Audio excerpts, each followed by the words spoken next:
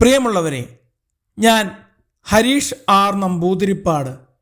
മണ്ടന്മാരും ചെണ്ടയും ഈ കഥ കേൾക്കൂ. മണ്ടന്മാരായ ചിണ്ടനും കണ്ടനും ഒരിക്കൽ നാടു കാണാൻ പുറപ്പെട്ടു. നടന്ന് തടർന്ന അവർ ഒരമ്പലത്തിലെത്തി. ആളൊഴിഞ്ഞ അമ്പലമുറ്റത്തെ അരയാൽ തറയിൽ അവരുറങ്ങാൻ കിടന്നു. ഉറക്കം വരാതെ തിരിഞ്ഞും മറിഞ്ഞും കിടന്ന ചിണ്ടൻ ചാടി എഴുന്നേറ്റു. എന്താ ചിണ്ട, എന്തു പറ്റി? ഉറങ്ങിയില്ലേ? കണ്ടൻ ചോദിച്ചു. ഇല്ല, ഉറക്കം വന്നില്ല. ഇവിടെ വല്ല കള്ളന്മാരും വന്നാൽ നമ്മൾ എന്തു ചെയ്യും എന്നോർത്ത് ഉറക്കം വന്നില്ല. ചിണ്ടൻ പറഞ്ഞു. ശരിയാണല്ലോ, നമുക്കെന്തെങ്കിലും ഒരു വഴി നോക്കാം.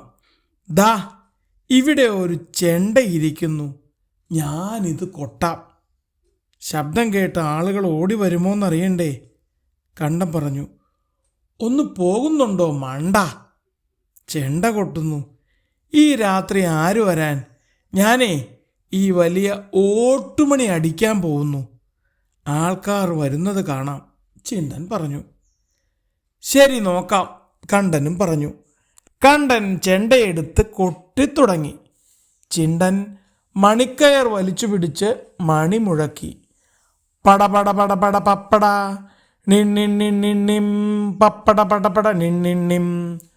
ശബ്ദം ഉയർന്നു കേട്ടു. ആളുകൾ ഭയന്ന് ഓടി വന്നു. കള്ളന്മാർ വന്നതാകുമെന്ന് കരുതി അവർ മുട്ടൻ വളികളുമായി പാഞ്ഞെത്തി. ആൾക്കൂട്ടം കണ്ട് പൊട്ടിച്ചിരിച്ചുകൊണ്ട് കണ്ടൻ പറഞ്ഞു. കണ്ടോ, എൻ്റെ ചെണ്ടകൊട്ട് കേട്ട് ആൾക്കാർ ഓടി വന്നത്? ഞാൻ ജയിച്ചേ! കണ്ടൻ ഉറക്കെ വിളിച്ചു കൂവി. എൻ്റെ മണിയടി കേട്ടാണ് ഇവർ വന്നത് അല്ലേ? ചിണ്ടൻ വിട്ടുകൊടുത്തില്ല. ഹാവൂ, സമാധാനമായി. ഇനി കള്ളന്മാർ വന്നാലും പേടിക്കാനില്ല, മണ്ടന്മാർ ഒന്നിച്ചു പറഞ്ഞു.